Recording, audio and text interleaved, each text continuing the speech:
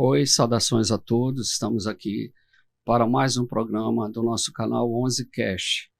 E gostaríamos de pedir mais uma vez que você se inscreva no nosso canal, e isso fará com que a gente aumente o número de inscritos e possa oferecer cada vez mais um programa de qualidade com conteúdo adequado para vocês todos. Quando você visitar Salvador, hospede-se no American Towers Hotel, situado no coração financeiro da cidade, a 300 metros do maior shopping center do Brasil, o Salvador Shopping, a 3 quilômetros da praia e 18 quilômetros do aeroporto. Fazendo a sua reserva pelo site do hotel, você utilize o nosso cupom e obtenha 11% de desconto. Você quer celebrar a excelência e dedicação de uma empresa que faz parte do universo contábil? A LJF tem um compromisso inabalável com a qualidade, oferecendo soluções inteligentes e um atendimento personalizado, focando em gerações de valores e lucratividade para os seus clientes. Hoje vamos tratar de um tema bem expressivo, que é o tema do espiritismo. E para isso nós vamos bater um papo aqui com o Ariosvaldo Bezerra. Ele é um expositor espírita e vai explicar muitas coisas, dúvidas que todos temos sobre essa doutrina. E é isso. Espero que vocês gostem do que vamos discutir aqui. E aí, Ari, tudo bem? Saudação para você. Fale um pouquinho da sua pessoa, da sua experiência, ou seja, de sua trajetória. Hélio, eu que agradeço o convite, e é um prazer enorme estar aqui com você e com seus telespectadores, as pessoas que vão acompanhar depois essa nossa conversa no podcast. Eu aceitei seu convite principalmente porque você me convidou para falar o tema espiritualidade, que é muito atual nos nossos dias, e para o público de uma forma geral. Então, nós vamos comentar aqui coisas básicas a respeito da espiritualidade e do espiritismo. Agora, eu como pessoa física, eu tenho formação, não sei se você iria falar, na área 1, na área de engenharia, na área de química, formei também em economia, mas eu digo para você o seguinte, que eu tenho aprendido muito mais estudando esse tipo de assunto do que eu aprendi nas 4 faculdades. Durante a nossa conversa, nós vamos ter a oportunidade de explicar melhor o que é que eu estou dizendo, mas inicialmente eu me congratulo com você e com seus assistentes, e para mim é um prazer estar aqui com vocês. Ok, muito obrigado. Como fazemos costumeiramente, eu gostaria de fazer uma reconstituição objetiva, né? Porque não vai dar para a gente falar sobre a origem do espiritismo, contextualizar historicamente. Sei que foi no meados do século XIX, se identifica como o grande expoente do espiritismo, Allan Kardec, apesar de que antes dele já houve outros. Inclusive, ele era, como podemos falar, ele era adepto de um outro grande espírita, que ele era um seguidor, digamos assim. Mas quem obteve notoriedade foi ele, não é isso? Na França. E então eu queria que você falasse um pouquinho de como surgiu essa doutrina. E outra coisa que muita gente pergunta, o espiritismo é uma religião ou é uma doutrina? Não teria aquele espectro maior de religião. Então, muito boa a sua pergunta, muito boa. Agora, Hélio, se você me permite, para que fique mais claro para as pessoas que não são familiarizadas com o assunto, eu, normalmente, quando eu falo para um materialista, falo para as diversas correntes religiosas. Eu escuto um judeu falando, eu escuto um hindu falando, um protestante, um católico, um cristão. Eu aprendo com todos eles. apesar de ter muitas coisas que eu não concordo em todos esses setores. Então, antes de responder essa sua pergunta, que não é uma pergunta, já são 2 ou 3 perguntas aí, você já me deu aí um pacote de perguntas, eu gostaria de esclarecer uma coisa. Eu uma vez estive nos Estados Unidos fazendo um curso de inglês, e eu me lembro que eu falei para uma professora, disse assim, professor, o que é que significa essa palavra? Ela disse assim para mim, coloque essa palavra numa frase e passe para mim para ele dizer o que é que ela significa. E aquilo me marcou. Por quê? Porque uma palavra sozinha, ela pode significar várias coisas. Muitas vezes você está falando de uma coisa e a pessoa está entendendo outra. Então, antes de nós adentrarmos nesse tema, que não é fácil, eu digo para vocês o seguinte, eu dou sempre o exemplo com cravo. Uma vez eu estava conversando com algumas senhoras e perguntei, vocês sabem o que é cravo? E elas disseram, eu sei. Eu digo, provavelmente não. Porque aquela senhora dali pode estar pensando que o cravo é o cravo de pele, a outra pode estar pensando que o cravo é aquilo que nós colocamos no arroz doce, a outra pode estar pensando que o cravo é aquele cravo que cravejou Jesus, a outra pode estar pensando que o cravo é uma flor. E todas estão certas, mas eu não... Porque a comunicação ela tem 2 vias. Muitas vezes a gente passa uma informação, mas para se comunicar são 2 vias. Você tem que passar a mensagem e saber que a pessoa captou a mensagem que você passou, porque senão muitas cidades já foram bombardeadas por causa de uma vírgula. Né? Tem aquela história de que eu disse a você, o comandante falando para o soldado, que não era para bombardear a cidade. Ele disse, não, o senhor não me disse, o senhor escreveu que era para eu bombardear a cidade. Ele disse, me mostre. Então no telegrama tinha, não tenha piedade, não tenha piedade, eu bombardeei. Ele disse, eu esqueci a vírgula. Quando você perguntou que era para bombardear a cidade, eu disse, não, ainda falei, tenha piedade, mas esqueci a vírgula, bombardeou a cidade. Então, como esse tema, que o universo de cada pessoa, ele é do tamanho da consciência da pessoa. O universo é um só, mas você imagine quantos universos existem, porque as consciências são variadas e de tamanho variado, né? Você, por exemplo, no dia a dia a gente aprende a somar, depois o inverso da soma é a subtração, depois a multiplicação, divisão, você vai para a radiciação, potência, e eu estava olhando para você, você formar um advogado, um médico, são 18 anos. Para formar um médico. Para formar um médico. Você imagina você estudar espiritualidade, quanto tempo você precisa. Então, nós estamos aqui na condição de aprendizes, na condição de trocar uma ideia sobre um determinado assunto. E outra coisa, os gregos, por exemplo, a palavra amor, eles tinham várias palavras para significar amor.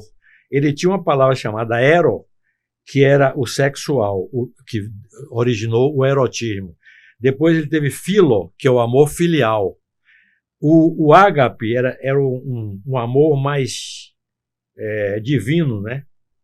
Mais incondicional, que se aproximava do amor que Jesus pregava. Então é por isso que eu gosto de fazer esse preâmbulozinho antes de nós entrarmos exatamente no tema. Então você me falou o seguinte, espiritismo é religião? Eu podia dizer assim, Hélio, o espiritismo é e não é. Aí você, eu já lhe conheço, você ia me dizer assim, Hélio Osvaldo, eu vim para aqui para você me responder e você está saindo com a evasiva e dizer que ou é ou não é. Então eu vou lhe explicar por que é ou não é. Ele não é uma religião constituída. O que é uma religião constituída? Porque as religiões foram obra dos homens. Jesus não mandou ninguém fundar a religião, muito menos Deus. Né? A religião é obra do homem no sentido convencional. Então você tem a religiosidade, ela é algo inerente à condição espiritual nossa. E ela pode ser intensificada, essa religiosidade, através do processo de esclarecimento, que é o que nós estamos tentando fazer aqui. Esclarecimento em torno de quê? De preceitos doutrinários. O que são preceitos? Preceitos são regras que tem que ter normas. As leis naturais, que eu prefiro chamar de leis divinas, elas são infalíveis e são eternas. Nossas leis é que não são imutáveis. Então, o que é que acontece? Ele não é uma religião no sentido constituído, né? Porque você acabou de falar, quando nós chegamos aqui, você introduziu dizendo que o espiritismo não tem culto, não tem ritual. Não tem ritual, né? Não exige edificação de templos, não recebe título de sacerdote, de pontífice, etc. Eu, inclusive, estou aqui falando de espiritismo, ninguém me proibiu de eu falar de espiritismo e ninguém me autorizou a falar de espiritismo. Eu posso falar daquilo que eu tenho aprendido na codificação. Se eu for emitir uma ideia minha, eu vou dizer assim, isso aí é ideia minha, não é o espiritismo quem está falando. Então, nós temos essa obrigação, entendeu? Então, ela não pode ser chamada de religião num sentido vulgar que essa palavra atribui, entendeu? Eu fiz esse preâmbulo com as palavras do cravo, etc., para a gente chegar até essa questão da religião. Então, o espiritismo... Outro dia eu vi um debate numa rádio, o pessoal perguntando se o espiritismo era ciência também. O espiritismo é uma ciência de observação e uma doutrina filosófica. Por que ela é uma ciência de observação? Porque a ciência convencional, ela elegeu como material de estudo, objeto de estudo a matéria. E o espiritismo elegeu como espírito. O objeto de estudo do espiritismo é o espírito. E o objeto de estudo da matéria, da ciência material, é a matéria. Então, nada que foge da matéria a ciência explica. Ela não tem autoridade para falar sobre. Então, por isso que o espiritismo é uma ciência de observação e é uma doutrina filosófica. Agora, como ciência, é uma ciência prática. Foi uma ciência... Kardec, você me pediu para dizer quem é Kardec, eu vou falar agora. Ele fez laboratório com os espíritos. Consiste em quê? Na relação entre nós que estamos encarnados com os desencarnados. É basicamente isso. E você estabelece esse intercâmbio entre um plano e outro. E essa coisa de plano não é coisa sobrenatural, não. A ciência hoje já descobriu 11 planos. Nós aqui estamos conversando em termos da terceira e quarta dimensão. Você, quando mede 1 metro, primeiro você criou algo para você medir.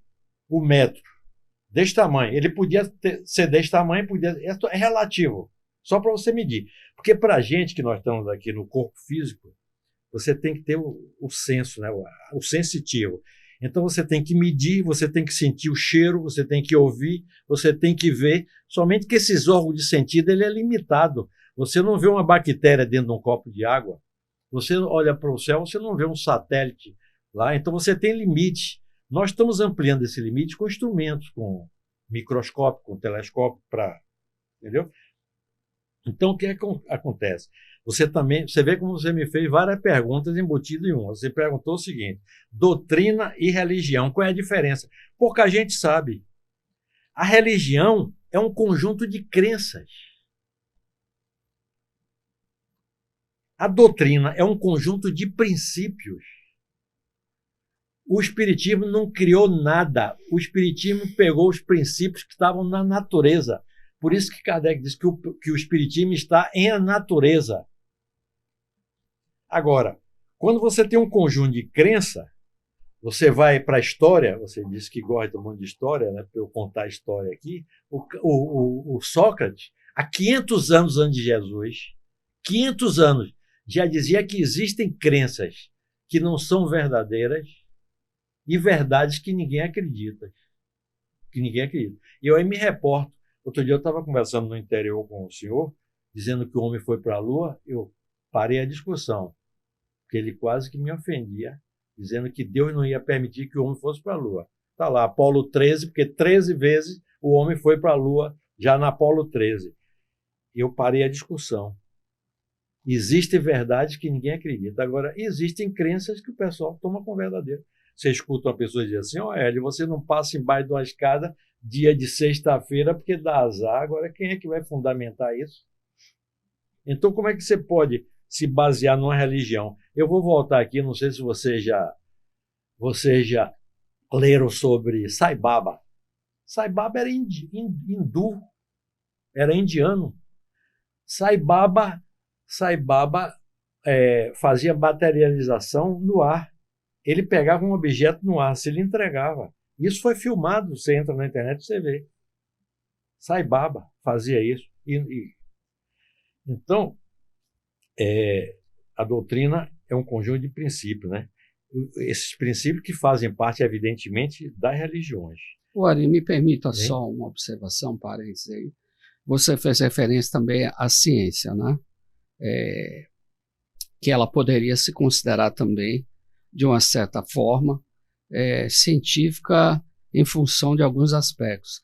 Mas eu acho que a diferença fundamental entre ciência e religião e doutrina é o fato de que a ciência, ela praticamente torna obrigatório experimentação.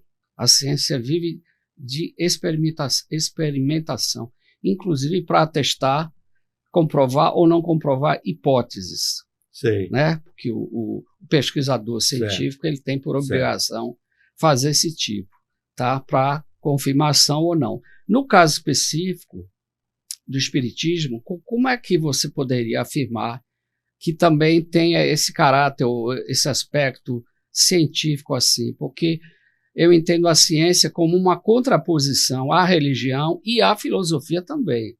A gente até aprende isso na universidade, que digamos, são totalmente diferenciados, né? E não guardam relação de semelhança. Então, o Hélio, eu sei que é difícil, né? Não é difícil não. Você é um cara inteligente. Teorizar você é um cara inteligente, você foi no âmago da questão. A ciência, o que não comprova em laboratório, eles no século XIX para o XX, eles diziam que não existem, que eu acho que é uma petulância. Reparem, como é que o que aconteceu foi o seguinte: essa coisa de religião ficou muito avacalhada, inclusive até o nome de Deus. O pessoal chama muito essa coisa de Deus em vão, chama o nome de Deus em vão. Por quê? O que Jesus pregou, o que veio lá de Moisés, foi deturpado ao longo do tempo. Criaram as religiões, deturparam os ensinamentos de Jesus. Então, quando a ciência, no século XIX, que você falou aí, chegou naquela época do positivismo, das grandes experiências, das grandes descobertas, o pessoal diz, olha, essa religião aí, você joga de escanteio. É a religião que você está dizendo que era contrária à ciência, que tinha que ser mesmo uma religião baseada em crença e dogma. Ou você aceita isso ou não aceita. Você não pode impor isso. Você tem um raciocínio. Quando você fala que a Terra é o centro do universo... Exatamente, foi exatamente... E o sujeito que falou foi exatamente isso. Galileu, a igreja na época dizia que a Terra era o centro do universo e Galileu provou que não era. Aí você entra num descrédito. Agora, Kardec, eu vou dizer uma coisa. Allan Kardec é um pseudônimo. Allan Kardec, ele viveu há cerca de 50 anos antes de Cristo. E ele foi um sacerdote druida naquela área celta onde era a França. E ele depois, eu já estou entrando num assunto aqui que nós vamos discutir depois de reencarnação, mas eu já estou adiantando. Esse sacerdote foi a encarnação de Kardec lá. E Quirilius Cornélio, na época de Jesus Cristo, ele foi um centurião romano que foi designado para vigiar Jesus Cristo, mas acabou rendendo-se aos ensinamentos e virou seguidor. O nome dessa pessoa que você está querendo falar aí, eu até procurei há algum tempo na história, encontrei pouca coisa dele, como a gente conta pouca coisa de Jesus na história normal. O nome dele era Hippolyte Léon Denisard Rivail. Ele era educador, advogado, autor, tradutor em francês. Ele propagou o método pedagógico de pestalógica, ele estudou em Verdun, ele falava alemão, ele falava 7 idiomas. E ele foi um estudioso do magnetismo. Então, o que acontece? Um padre, uma vez, tomando conta de umas ovelhas, ele viu que o cajado dele de metal estava prendendo na terra. E ele foi observar, porque era uma pedra, uma magnetita, que hoje a gente pode chamar de ímã. Então você vê que você pega um ímã e pega uma limalha de ferro, a uma certa distância ele atrai. Então você vê uma comunicação invisível, que não é sobrenatural. O Kardec se especializou nesse magnetismo mineral, que depois passou a ser estudar o magnetismo nas plantas e no animal. As pessoas falam muito assim, aquela mulher tem o olho de seca-pimenta, ela entrou aqui, olhou e secou a pimenta. Isso é magnetismo que Kardec estudava. E por que Kardec se viu atraído para ir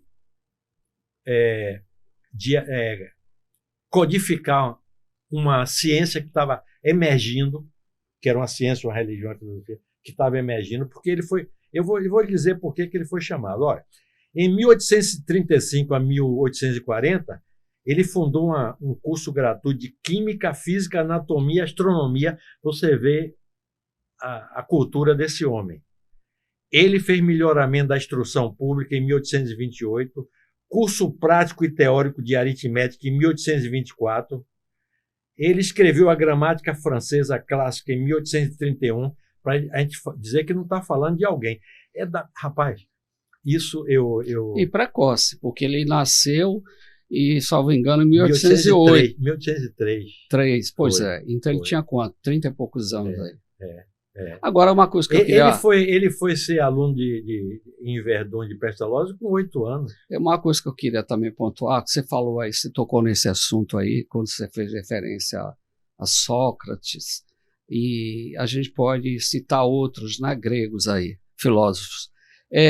O problema todo é o que se sabe hoje desses grandes personagens da história, digamos assim, um pouquinho, né? Na verdade, não se sabe muito. Você tem, assim, ruídos, né, de conhecimento. Por quê? Porque naquela época todo conhecimento era transmitido pela oralidade. Exatamente. Não tinha nada escrito. Então, como é que você pode comprovar que esses grandes personagens fizeram isso, e afirmaram isso? Quer dizer, é uma coisa assim meio que idealista até, no nosso tempo aqui, nosso mundo contemporâneo, né? Então, muitas coisas se perderam ao longo do caminho, muitas coisas são esparsas.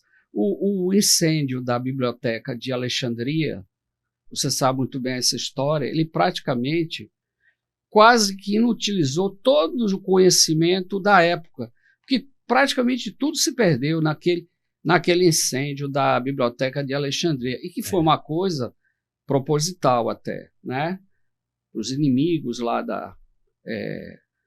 dos governantes daquela época e tudo mais. Então, eu acho que a gente tem que falar nesses assuntos assim,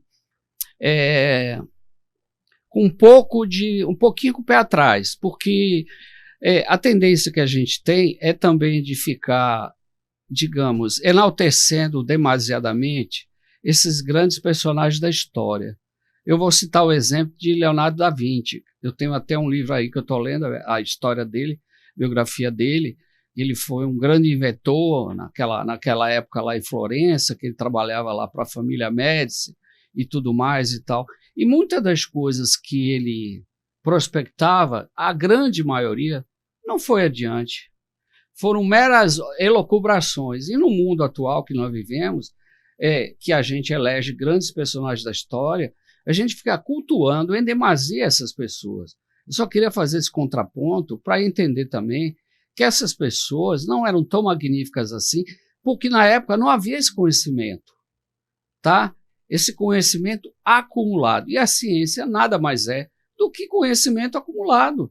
Quanto mais o tempo passa, a ciência vai cada vez mais descobrindo coisas, evoluindo e tal. Para você ter uma ideia, a teoria do Big Bang já não é uma teoria tão aceita assim. Já existem vários pesquisadores, cientistas que fazem restrições. Então, eu acho que a gente tem que trabalhar nessa perspectiva do que havia de informações a dispor das pessoas, o que há hoje e o que provavelmente haverá no futuro. Então, eu só queria fazer esse contraponto, não estou negando nada, não, e tal, mas também não estou vendendo isso com uma verdade absoluta. A gente tem que ir com uma certa cautela. Mas voltando a Kardec, Kardec era um grande autor, e um grande educador. Você acabou de citar algumas realizações dele, tanto no âmbito da da cultura como da educação, né? Então, é isso. Deixa eu Pois falar não. uma coisa. Nós temos uma personalidade.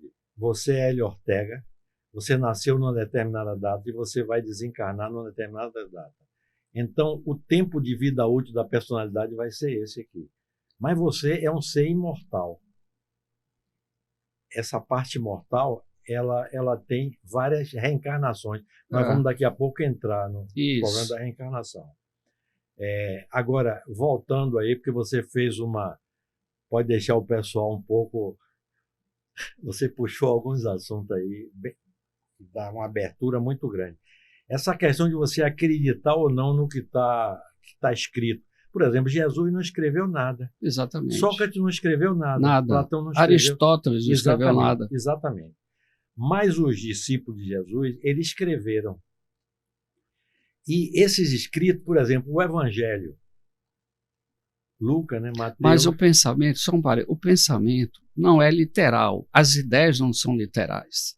São interpretativas. Cada um que ouve falar de uma pessoa que falou tal coisa, ela interpreta de um jeito, eu interpreto de outro, você de outro. Então, quer dizer, esse é o problema, o perigo de você perder... Mas uma das missões do Espiritismo... O que o cara está querendo falar? No campo da filosofia moral, para eu não falar em religião, e essa moral eu quero até explicar aqui. Muita gente confunde moral com ética. Eu acredito até que a palavra ética foi criada muito depois, porque quando Jesus fala na questão da moral, essa palavra ética ainda não existia. E eu digo o seguinte, a ética é a ciência do que é certo e do que é errado. Porque a moral, ela é muito geográfica, ela é muito limitada. De cada pessoa. Exatamente, ela é regional. Por exemplo, a moral do pessoal lá, os árabes, da mulher usar burca, eu sou contra isso. Para ele é a moral deles. Então, como a moral varia, não é essa moral que Jesus falava. Jesus falava da moral igual que nós entendemos por ética. É a ciência do que é certo e do que é errado. Porque o que é certo e o que é errado é certo em Marte, é certo na Rússia, é certo nos Estados Unidos. Eu acho que Jesus Cristo, o que ele falava, convergia para as ações dele. O que ele falava, ele fazia. Porque no mundo que a gente vive, a gente fala, mas não faz aquilo. Você, rapaz, você tocou num ponto. É pena que... Ele dava o exemplo. É pena que não é num programa que você vai formar Você não vai formar um engenheiro, um advogado numa palestra, né? São anos de estudo. Para a espiritualidade, a gente precisa estudar muito. O fundamental... Então, o que é que eu vou lhe dizer? Diga. Eu lhe digo o seguinte. Jesus é a personalidade. É o nome que você batizou ele. Mas por trás de Jesus está um espírito crístico. E por trás de Kardec, e por trás desses grandes homens, estão grandes espíritos que já tiveram encarnações anteriores. Porque, por exemplo, eu vou dar só uma palhinha da questão da reencarnação. As pessoas de algumas outras correntes religiosas dizem assim, mas Ariovaldo, não existe a palavra reencarnação na Bíblia. Eu digo, não podia estar. Ele diz, por que não pode estar? Porque a palavra reencarnação foi cunhada agora no século XIX, que você acabou de falar, em 1857, por Kardec. Não existia. Agora, você pega e vê um detalhe assim, ó. A pergunta surgiu de que Elias voltaria mediante a visão que acabaram de ter tido do profeta com Jesus. Jesus chama 2 discípulos, vai para o Monte Tabor, e no Monte Tabor me aparece de um lado Elias e do outro Moisés. Olha o detalhe, Hélio. Um tinha morrido há 700 anos e outro tinha morrido há algumas centenas de anos, na vista do profeta, dos dois. Os dois ficaram tão impactados que se ajoelharam e botaram o rosto no chão. E perguntaram, você quer que eu crie um tabernáculo aqui, um templo para cada um? Aí Jesus diz para ele, você não conte isso para ninguém até que eu faça isso. Fazer o quê? Ele foi dado como morto e apareceu, não é isso? Eu vou ser dado como morto e vou reaparecer. Que ele ia ser crucificado, ele sabia disso, que ia ser crucificado. E a lei de Moisés proibia você evocar os mortos. Então, quem era contrário à lei de Moisés era passível de punição na cultura dos judeus. Aí tem essa passagem aqui, o raciocínio é lógico. Se Elias não voltou, porque as escrituras disseram o seguinte, o Messias vai voltar, o Messias vai aparecer aqui na terra, mas Elias virá antes. Elias iria reencarnar antes, porque Elias viveu há 700 anos. Aí, como Elias não tinha voltado, os apóstolos fizeram isso. Senhor, será que o Senhor é o Messias? Porque Elias ainda não voltou. Aí ele diz, voltou e vocês não reconheceram, está aqui. Na tradição judaica, é firme de que o profeta Elias precederia a vinda do Messias. Está lá em Mateus 3, 23, 24. Por isso, os judeus ainda hoje, na noite de jantar da ceia pascal judaica, deixa uma cadeira reservada e vazia para Elias. No final da celebração, as portas da casa são abertas e o pai de família convoca Elias para entrar em sua casa e anunciar a vinda do Messias. É uma tradição que tem lá. Aí Jesus, na Bíblia, que não está aqui, ele diz assim, ele voltou e vocês não reconheceram e fizeram deles o que quiseram. Sabe a quem é que ele estava se referindo? João Batista. João Batista era a reencarnação do Elias. E ele já tinha voltado. E o Messias... Você sabe por quê? Porque, repare uma coisa, nós controlamos ainda muito mal a humanidade encarnada, não é isso? As civilizações que estão aí, os exércitos, a ciência, a tecnologia. Mas repare uma coisa, o maior comando disso aqui está fora. E eu vou dizer como eu tenho essa consciência. Quando eu tinha 12 ou 13 anos, eu estava no primeiro, segundo ano de ginásio. E eu vi que a Terra já foi uma bola de fogo. A Terra foi uma bola de fogo. Não tinha vida. E depois foi surgindo os elementos simples, se combinando em elementos compostos, formando a matéria orgânica. A vida surgiu primeiro, o planeta. Exatamente. Surgiu uma célula. Aí o cara pergunta assim, o homem veio do macaco? Rapaz, o homem veio de uma coisa muito menor. O homem veio de uma monocélula. Unicelular. Aí eu digo o seguinte, se não há, a ciência diz o seguinte, que não há efeito sem causa. Não há efeito inteligente sem uma causa inteligente. Eu digo, se eu estou vendo esse efeito miraculoso, quem é a causa? Então o comando para mim, eu com 12 anos disse, veio de fora. Veio de um plano que eu não conheço. Foi isso que aconteceu com Kardec. Você falou aí, ficou suspenso, eu vou retomar, quando você disse assim, mas a ciência vai para o laboratório e prova. Você sabe por que a ciência não prova a existência de espírito? Porque os espíritos não são matéria. Não, a ciência prova e não prova também. Entendeu? Não significa que a ciência seja infalível. Eu sei. Porque, inclusive, eu acho que nada na ciência é definitivo. Tudo é passageiro. Claro. Olha, ciência, o nome em si significa saber. Mas é que por exemplo, existe. Você tem ciência que Hélio é espanhol? Você sabe que Hélio é espanhol? Então, ela se confunde. A ciência ela é tratada como se ela fosse uma verdade absoluta. E não é. Não Você viu aí não. agora, nesse período Não é. que teve a Covid-19, a pandemia, Não. que alguns políticos, né, alguns apedeutas, digamos assim, enchiam a boca como quando falavam em ciência, como se a ciência fosse a expressão da verdade. A única ciência, pelo menos até então, que eu conheço, é a matemática, né?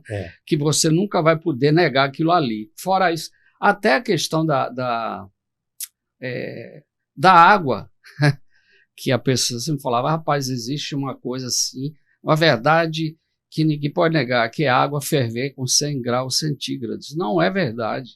Nas grandes altitudes, se eu for no Everest, no Monte Everest, a água lá ferve com 95 graus. Por quê? Entendeu? Qualquer garoto que estudou química então, e física sabe verdade que tem uma coisa chamada CNTP, se chama Condições Normais de Temperatura e Pressão. Exatamente. Você foi para um lugar que a pressão era diferente. Agora, eu queria, viu, Ari? Quando você visitar Salvador, hospede-se no America Towers Hotel, situado no coração financeiro da cidade, a 300 metros do maior shopping center do Brasil, o Salvador Shopping, a 3 quilômetros da praia e 18 quilômetros do aeroporto, fazendo a sua reserva pelo site do hotel, você utilize o nosso cupom e obtenha 11% de desconto. Você quer celebrar a excelência e dedicação de uma empresa que faz parte do universo contábil? A LJF tem um compromisso inabalável com a qualidade, oferecendo soluções inteligentes e um atendimento personalizado, focando em gerações de valores e lucratividade para os seus clientes.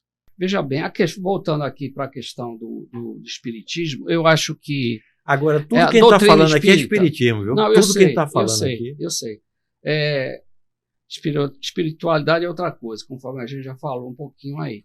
Mas a questão central, digamos assim, o princípio básico do espiritismo é a imortalidade da alma. Isso é o ponto de partida.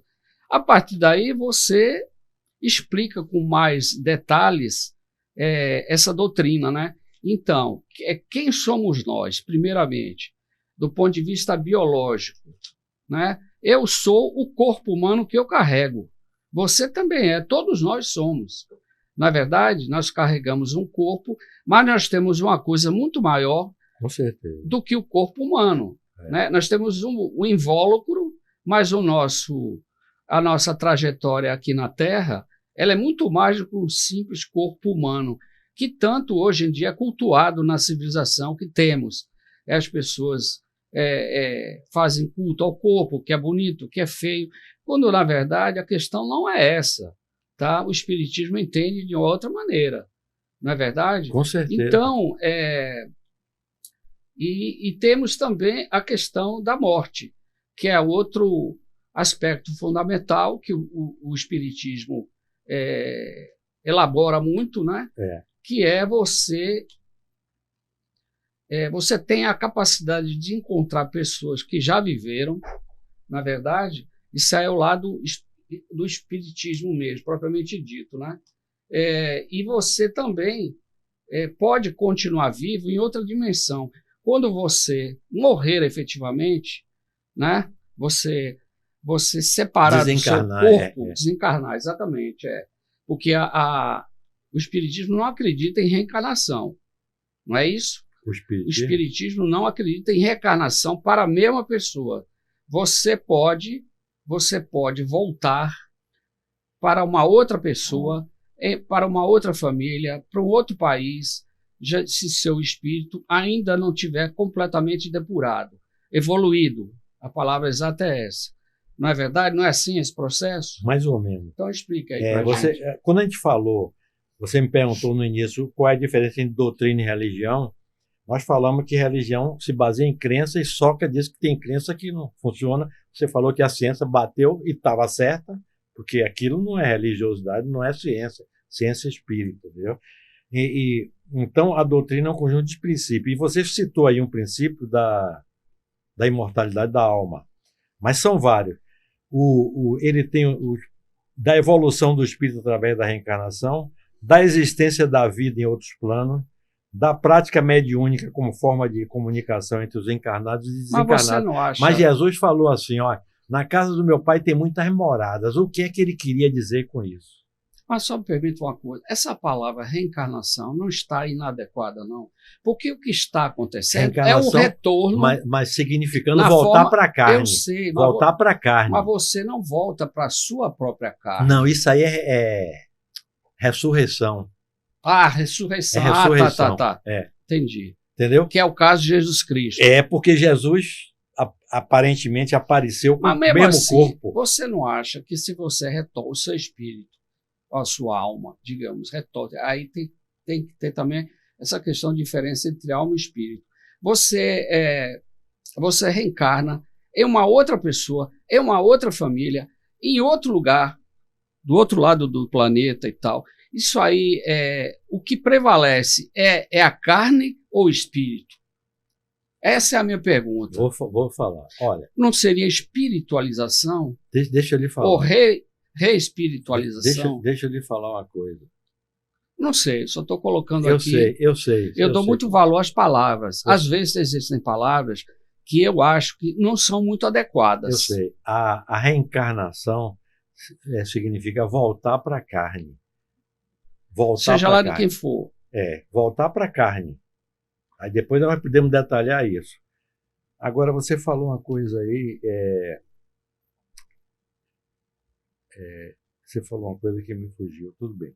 Mas os princípios, a gente estava falando dos princípios Jesus não falou na casa do meu pai tem muitas moradas. Agora, você quer ver uma coisa? Você colocou um tema aqui, evolução espiritual. Você botou no item 4, você botou aqui, evolução espiritual, filosofia espírita. Como é que o camarada que tem 2 anos de idade, 1 ano e meio, morre? Se não houver reencarnação, ele não vai voltar mais. Como é que ele vai evoluir espiritualmente? Deus está fazendo uma obra imperfeita? Você está entendendo? Por que uma pessoa nasce num bairro rico, louro, bonito, inteligente, e outro nasce pobre, desprovido de inteligência, sofrendo aquela vicissitude? Será que foi Deus que colocou um para nascer aqui e um para nascer aqui? Isso dá uma ideia de um Deus justo? Porque Deus controla tudo. Eu, quando era menino, o nego dizia assim, me diziam, um fio de cabelo que caísse, Deus estava sob controle. Eu acreditava nisso. E hoje eu acredito muito mais, porque eu sei como é que funciona. Agora, a gente não acredita naquilo que a gente não entende. Deixa eu falar para você. Você, no início, você tocou num assunto aí, eu estou querendo voltar à questão da ciência e como é que o espiritismo se apresenta como ciência. O plano espiritual, ele tem mais influência aqui do que nós próprios. Nós estamos sob o comando do plano espiritual. Eu vou lhe dizer uma coisa. Quando eu não era espírita, eu escutava muito medrado. Aí ele fala, medrado, Divaldo, isso aí já é outra questão. Eu digo, Divaldo tem um público dele, e esse menino, como é o nome dele que eu falei agora? Medrado tem um público dele. Tem um público de Medrado que não se adapta ouvindo Divaldo. E tem um público de Divaldo que não se adapta, porque é a mesma coisa de Peixinho. Peixinho era um cientista que ele faz uma palestra, eu já indiquei ele para algumas pessoas, e disse, rapaz, eu voei o tempo todo na palestra de Peixinho. Então, você tem um público que você precisa falar a linguagem que aquele público vai entender. Essa dificuldade Jesus tinha. Jesus pegava coisas transcendentais, ele falava, Ortega, para você o tempo todo para seu espírito. Ele não falava para o Ortega, ele falava para o espírito que é Ortega. É por isso a dificuldade de entender Jesus. Você está entendendo? Ele falava para o espírito. Aí como é que ele ia falar de coisas transcendentais para as pessoas que não tinham cultura? Ele chegava para o agricultor e contava uma parábola do joio e do trigo. Ele chegava para o pescador, contava da ostra. O que criava animais, ele contava a parábola da ovelha e do carneiro. Tentando passar coisas dificílimas através de palavras e alegorias. Você também foi num ponto muito interessante aí, quando você disse que o problema de Jesus era que ele fazia o que falava. Rapaz, isso aí, olha, você pode encerrar sua entrevista. Demonstração, não é? É o Entre seguinte, a prática e a teoria. Seguinte, quando o comando maior mandou Moisés para cá, que Moisés tinha condição, e a humanidade, que era politeísta, já tinha um povo que estava com a ideia do monoteísmo, você falou que a ciência erra, a religião também erra, da maneira como nós... Não é a religião que erra, nós que erramos em nome da religião. Então, o que é que acontece? Quando já tinha um povo que era monoteísta, a espiritualidade diz, vamos mandar um cara lá para ajudar. Ele manda dentro da ciência e manda dentro da religião, para ajudar a gente. Espírito mais evoluído do que a gente. Então, como é que funciona? Veio Moisés, e Moisés recebe uma ordem para ir liberar o povo de Israel. Se você estivesse no lugar de Moisés, e eu também, o que é que você ia dizer? Quem sou eu para chegar na frente de um faraó e pedir a libertação de um povo? Ele vai sorrir da minha cara. Aí a espiritualidade, sabendo o que é que fez, você se lembra? Joga teu cajado no chão aí. E o que foi que aconteceu? Você se lembra? Você se lembra o que foi que aconteceu? Se transforma numa cobra na frente dele. Sim. Sabe para quê? Ninguém ouviu, ninguém entendeu a mensagem. O poder sou eu. Você é um mensageiro. Até imperfeito, que eu não tenho um melhor para colocar, vai você mesmo. Agora chega lá na frente do farol, você joga o cajado na frente dele também. Agora, mas deixa só eu concluir essa coisa. Para eu fechar esse raciocínio, é por isso que eu digo que o assunto é muito... Eu não estou me divagando, não. Porque eu ia chegar até o Tomé.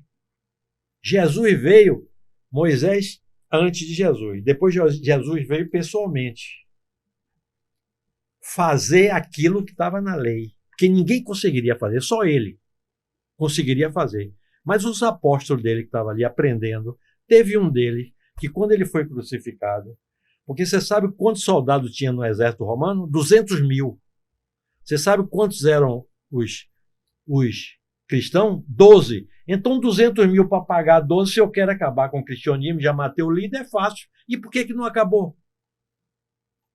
Porque quando eles estavam sem fé dentro de uma sala, perguntando o que era que ia ser dele, Jesus aparece, depois de crucificado. Como quem diz, a morte eu não disse a você que não existe? Estou aqui para provar.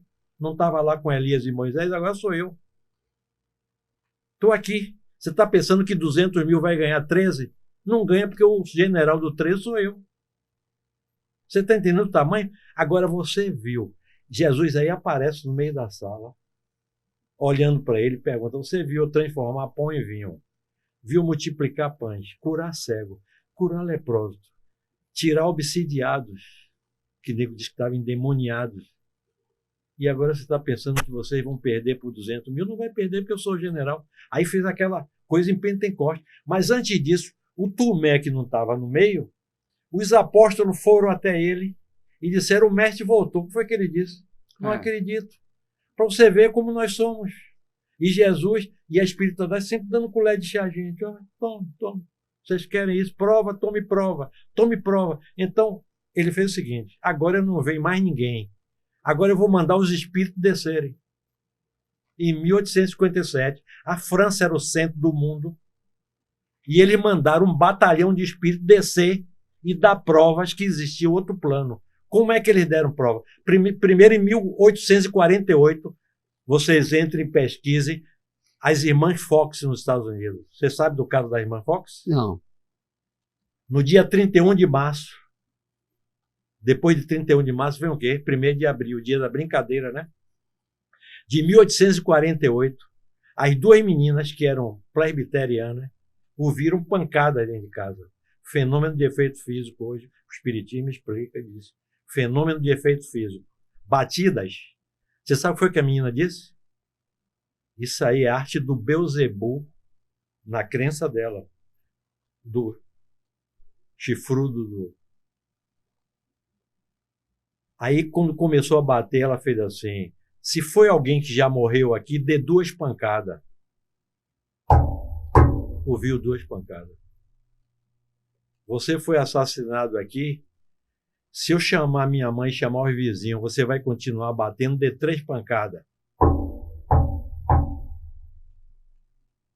Estabeleceu uma comunicação desse plano de quem está encarnado com quem está desencarnado. E por esse código Morse da batida, ele disse que foi um mascate, que roubaram ele, assassinaram e o corpo dele estava ali. Cavaram a casa e não encontraram. Depois de 5 anos, a casa desabou, o corpo estava na parede. Aí a ciência quer saber. 1840, aí foi para 1857. Hipólite Leão Denizar Rivail veio com a missão, igual Moisés veio com ela, igual Jesus veio, igual veio os missionários.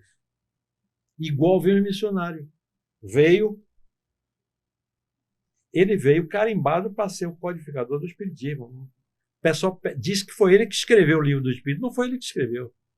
O livro do Espírito foi escrito pelos espíritos. De quem? Não existia espírito espírita. Foi São Luís da Igreja Católica, foi Santo Agostinho. O Livro dos Espíritos foi escrito porque eles ditaram tudo. Kardec só orientou as perguntas, fez 1019 perguntas para ele. E o Livro dos Espíritos deu origem à codificação. Por exemplo, veio o Livro dos Médiuns, depois veio o Evangelho segundo o Espiritismo, depois veio a Gênese, né? O Céu e o Inferno e a Gênese, os 5. Mas ele não podia dizer tudo ali, não. E Jesus não pôde dizer tudo. Jesus não pôde dizer tudo. Jesus falava por parábola e por alegoria, e para o doutor da lei, que sabia, disse, olha, o que você faz, você só pode ter vindo de Deus. Eu vi você curar. E para fazer isso, você tem que ter vindo de Deus. Então ele, judeu, perseguindo Jesus, ele à noite ia conversar com Jesus. À noite, escondido. O que é que eu faço para me iluminar, para ganhar os céus, para ganhar... Aí Jesus disse, você vai ter que nascer de novo. Ele disse, eu com 40 anos vou entrar na barriga de minha mãe para nascer de novo? Aí ele disse, ô Nicodemos, eu estou conversando sobre as coisas daqui e você não entende. Imagine se eu for falar das coisas do alto. Agora, voltar um pouquinho para cá, que eu quero... Não, mas eu só quero finalizar para você entender que Kardec foi uma coisa concatenada, programada pela espiritualidade. Entendeu? Entendi. A questão aqui, por exemplo, né, do espírito que não é evoluído. Quando você desencarna, tá, e você recebe essa missão, essa nova missão, tá, de voltar aqui na Terra, no corpo de outra pessoa, de outra família, aquilo tudo que eu já falei, para a evolução dos espíritos. Então, sejam lá quantas vezes forem necessárias. Aí o que eu posso lhe perguntar? E para aqueles espíritos evoluídos, eles não voltam mais, não é? Espíritos evoluídos, olha, eu seguro um pouquinho. Como é que você conceitua uma coisa e outra? Segura um pouquinho, viu? Para eu dar um preâmbulo para entrar nela. Posso fazer? Sim. O preâmbulo. Gandhi disse se nós destruíssemos todos os livros sagrados, ele era hindu, todos, de todas as religiões, e nós mantivéssemos o Sermão da Montanha, as bem-aventuranças, não estaria nada perdido. Então nós dizemos o seguinte, que o Sermão das Bem-aventuranças é o coração do Sermão do Monte. E o Sermão do Monte é o coração do Novo Testamento. Lá dentro do Novo Testamento, do Sermão do Monte, das Bem-aventuranças, você sabe, bem-aventurado, felizes. Bem-aventurado significa felizes. Mas não é felicidade daqui, de você ganhar na loteria, de você beber o melhor vinho, de você praticar o melhor sexo. Não é essa, não. É uma felicidade muito maior. A felicidade grande. Felizes aqui, os pobres em espírito, felizes os misericordiosos. Ele criou um monte para você subir com ele. E aqui em cima tem assim, os puros de coração verão a Deus. O que você traduz por isso? Você sabe quem são os puros de coração? São esses espíritos que não precisam mais voltar da terra. A gente chama no espiritismo de espírito puro. Mas para você chegar a um espírito puro, você tem que ter várias encarnações. E você não recebe a missão de encarnar, não. Você, quando desencarna, você implora para reencarnar. Porque só aqui você tem as provas para passar na prova. Você desencarnado, você não tem. Por exemplo, tem determinadas provas que é a prova do dinheiro, a prova do poder, a prova... Você entendeu como é? Tem algumas provas que você tem que encarnar para passar por ela. Quando você supera ela, é por isso que você vai para psicologia, o pessoal fala tudo que você tem que matar o ego. Você tem que matar a sua personalidade.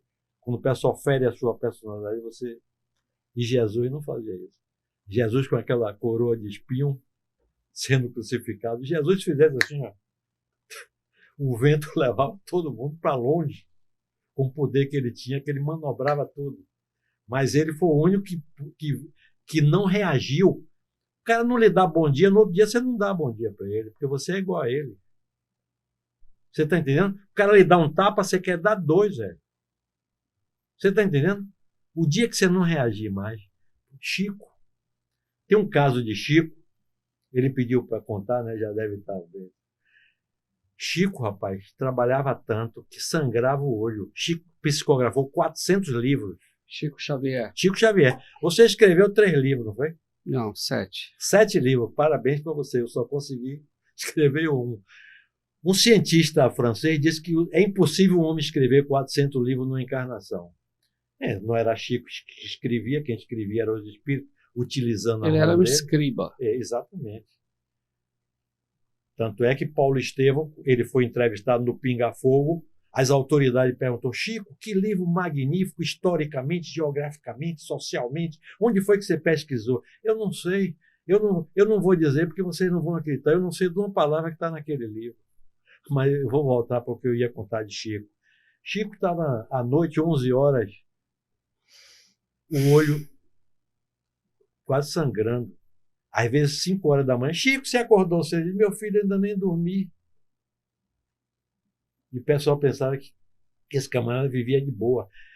Aí ele estava trabalhando administrativamente sobre as questões do centro espírita e chegou uma mulher para falar do marido. Ele parou, escutou a mulher. Ele não deixa dinheiro em casa. E ele disse: a senhora tem razão. Ele é um homem que não para em casa, ele só vive na rua. A senhora tem razão. A mulher, viu? Aí a mulher foi embora, veio o marido falar da mulher. E Chico vindo. Ela veio aqui falar comigo? Veio. Ela não faz comida, não arruma a casa, não faz isso. O senhor tem razão, o senhor tem razão. Aí o menino estava ao lado, abriu os olhos e fez: Chico, o marido vem e fala da mulher, você diz que tem razão. A mulher vem e fala do marido, você diz que tem razão. Aí Chico olhou para ele: meu filho, você está coberto de razão. Interessante isso, né? Aí eu fico olhando o seguinte: uma mulher briga com o marido, vem falar comigo, eu tomo partido, depois eu vou ver que eu estou errado. Ele queria ficar de Você bem. não sabe dos detalhes. Ele queria ficar de bem com todo mundo. Eu estou participando de um grupo de estudo chamado Autoconhecimento, e eu digo para as meninas não me entendem, eu digo: eu aprendi a chorar na chuva. Não, Ari, eu choro na vista de todo mundo. Eu digo. Essa aí me remete a Charlie Chaplin. Dançando na chuva. Não, é o Charlie Chaplin. Ele fala que quando ele não quer... É uma coisa mais ou menos assim. Quando ele não quer demonstrar que ele está triste e tal, ele chora tomando chuva, porque aí você confunde as lágrimas com a água. É para isso mesmo. É, né? É para ninguém ver. É. Porque não adianta, você conta seu problema aos outros. Hoje ninguém se interessa. Disputa e não vai entender do É a chamada, aí a palavra adequada que eu acho, é a chamada falta de solidariedade, não é? É o que está faltando. É o que está faltando. Eu vou lhe dizer uma coisa, Hélio. Eu assisti um filme, Oppenheimer, vocês assistiram? Assisti. Tem uma coisa que eu vou falar para vocês agora que você vai prestar atenção. Não sei se lembram do diálogo dele, de Einstein com Oppenheimer. Lembro. O que foi que ele disse? Não sei exatamente, mas... Isso está marcado ele foi se aconselhar com Einstein, né? Foi. Isso aqui marcou minha alma. Ele disse assim: a solução da humanidade é moral. A solução da humanidade é moral. É o moral espiritual que eu acabei de falar para você. A solução da humanidade é moral. Eu acho que existem aí algumas palavrinhas muito apropriadas, né? Que é a questão, primeiro, da bondade, da solidariedade e da fraternidade, né? Eu acho que são as palavras que se encaixam mais. Agora, eu queria falar um pouquinho da questão da mediunidade. Queria que você falasse como é que você descobre que você possui mediunidade. É a extrema sensibilidade que a pessoa apresenta? Ou como é que se manifesta isso? E mais do que isso, no espiritismo se entende que todo mundo tem, algumas pessoas têm, outras não. Como é que se entende no espiritismo? Certo. Olha, mediunidade todo mundo tem. Agora, a mediunidade ostensiva, poucas pessoas. Mas são espíritos encarnados, né? Você tem mediunidade, ele tem mediunidade, eu tenho mediunidade. Agora, a mediunidade ostensiva, o que é a mediunidade ostensiva? Divaldo tem mediunidade ostensiva, ele psicografa, a Joana psicografa isso, ele faz a psicofonia. O espírito utiliza a voz dele para falar. usa o braço dele para escrever. Então, a mediunidade, de uma maneira assim, genérica, é o quê? É a capacidade que você tem de sintonizar com o espírito desencarnado. É a sintonia, né, entre os e espíritos. se comunicar. E se comunicar. Desencarnados, Exatamente. Todos nós somos espíritos. Você é espírito, eu sou espírito, ele é espírito. Somente que nós somos espírito encarnado. Quando você desencarna, você passa... A questão que você falou é de alma e espírito. No espiritismo, a gente só faz isso, é uma distinção. Porque, por exemplo, a população do planeta são 21 bilhões de espíritos. Não, 8 bilhões. 8. 8 bilhões está na carne e 16 bilhões está... Já viveram. Está vivendo ainda, somente Não, fora eu do falo, corpo. Sim, exatamente. É porque a questão de vida... Já viveram Olha biologicamente. bem por que eu introduzi o negócio falando de cravo e que a menina disse que foi botar dentro da frase. O que é que você considera... Você pergunta assim, Arvaldo, você acredita na vida? Eu digo, o que é que você acha que seja a vida? Para eu poder conversar com você. Aí você diz, vida é um atributo dos seres que nascem, que se alimentam, que crescem, se reproduzem e morrem. Tudo bem. Mas para Jesus isso não é vida. Vida é mais do que isso. Por isso que ele diz, vida eu lhe dou em profusão. Jesus falava para o espírito. Ele não falava para... Eu vou lhe dizer uma coisa. Eu não sei se eu estou devendo uma resposta aí que você fez. Eu divaguei aqui um pouco. Não. Eu não divago, eu entro por uns caminhos. Mas você fez uma pergunta aí, não foi? Foi, se todo mundo teria a mediunidade, e também eu queria até complementar quais seriam os tipos de mediunidade que se entende no espiritismo. Certo. Eu acabei de falar. Psicofonia é quando você entra em contato na frequência. Por exemplo, se eu quiser sintonizar a rádio de Mário Kertz aqui, eu entro na frequência 101.3, não é isso?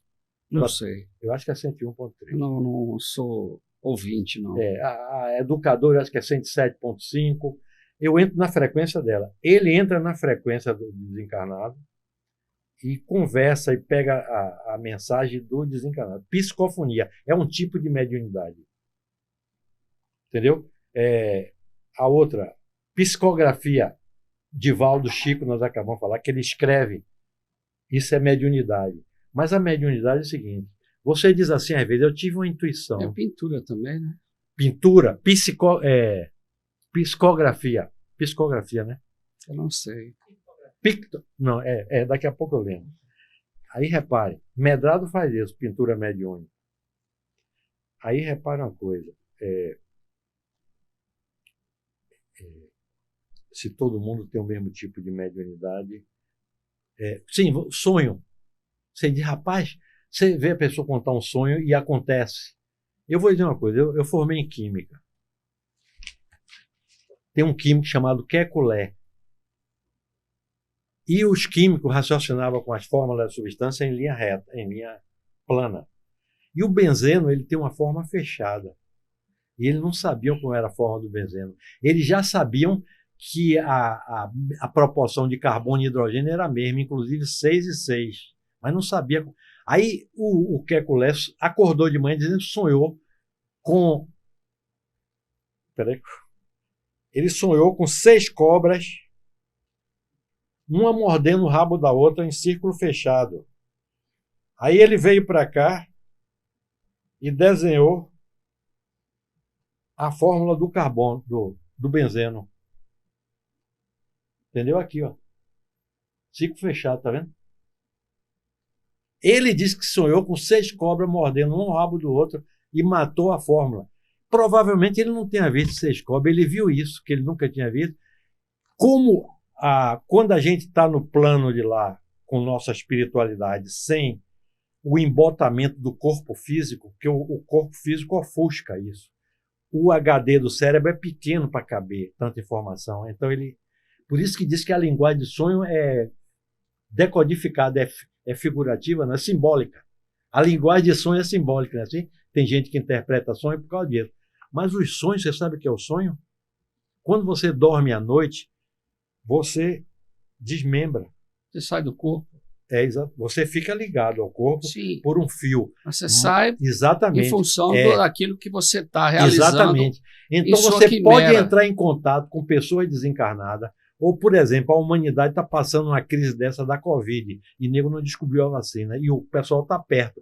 Esse cientista, por mérito dele e por necessidade da humanidade e por benevolência e misericórdia do plano divino, ele bota o cara para acessar lá em cima. Lá eles têm mais tecnologia do que a gente. São bilhões de galáxias e trilhões de planetas. Você imagina, a gente vai incorrer no erro que aqui é o centro do mundo, e Galileu vai dizer que não é. Aqui não é o centro do mundo. Existem coisas magníficas. E nós, quando o pessoal diz que nós somos filhos de Deus, ou se você for filho do governador, filho do presidente, sair na rua, não mexa com esse cara que ele é filho do homem. Quem é que vai mexer comigo que sou filho de Deus? E nego não acredita nisso. Aí alguém diz assim, mas o filho de Deus, Jesus Cristo, não era filho? Não pegaram ele crucificado? Eu digo, nós estamos falando de duas coisas. Você está falando de corpo físico. Eu estou falando de espírito. Quando Jesus arrecadou, chamou o pessoal para seguir ele, as mães ficaram preocupadas. Quem é esse Jesus? Esse cara é guerreiro? Ele vai tomar o poder material? Agora, uma coisa que eu estou aqui, já tem um tempinho na minha cabeça, se perguntar antes que eu esqueça. A minha ignorância sobre o assunto. Nós todos somos ignorantes. Eu sou leigo.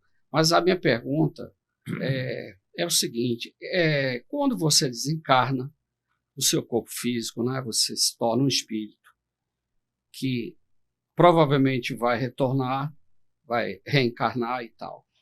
O que eu queria saber é o seguinte, nesse interregno, os espíritos têm consciência ou não? Como é que você entende? É uma pergunta difícil. Não, você poderia repeti-la porque tem alguém que não ouviu aí. Vou repetir. Olhando para a câmera. É. Esse interregno que acontece quando a pessoa desencarna, que ela morre, ela se separa do seu corpo físico, do seu corpo biológico. Esse período aí, ela continua tendo consciência da mesma forma como tinha numa situação anterior, ou não? Essa consciência se esvai, zera tudo para que ela volte numa outra realidade. Bacana. E siga adiante. Você leu sobre o assunto e você... Não li não, isso aí eu não li Você não. leu sobre o assunto e você é um cara que você foi intuído aí para fazer essa pergunta. Porque você foi uma intuído. coisa que suscita. Isso aí, o Espiritismo chama esse período que você está dizendo que ele fica, o Espiritismo deu o nome de erraticidade. Quando eu comecei a estudar, eu vi esse nome assim. Erraticidade? Erraticidade. Erraticidade. Eu disse, será que o cara está errando? Errático, é? De errado. Eu pensei isso também na época, mas não é. É? A erraticidade é o período que você fica desencarnado, se preparando para outra encarnação. Esse período se chama de erraticidade. Ok. Somente que eu acabei de lhe dizer o seguinte, que a mente da gente está fora do corpo.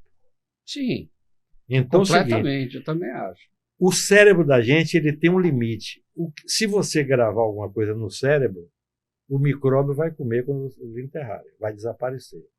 Agora, o que está na mente e no espírito fica.